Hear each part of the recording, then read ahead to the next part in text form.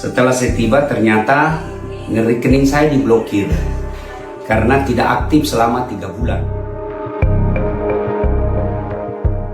Pendakwa kondang Ustadz Dasyat Latif mengaku terkejut sekaligus kecewa setelah mendapati rekeningnya diblokir oleh Pusat Pelaporan dan Analisis Transaksi Keuangan atau PPATK.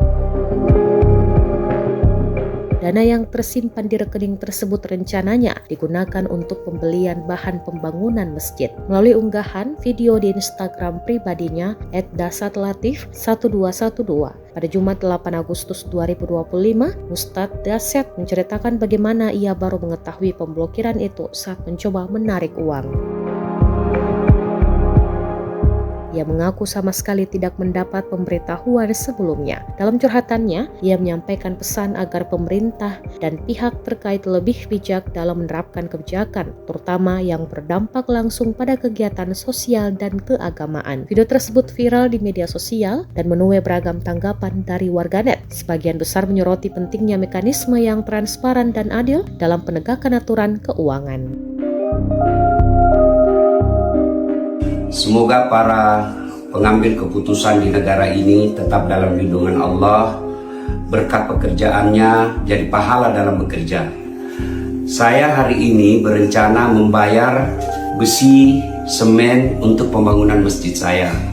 Jadi saya datanglah mengambil uang yang saya tabung di bank pemerintah.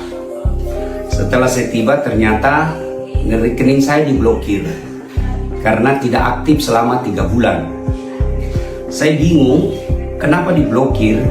Alasannya katanya supaya menghindari hal-hal negatif.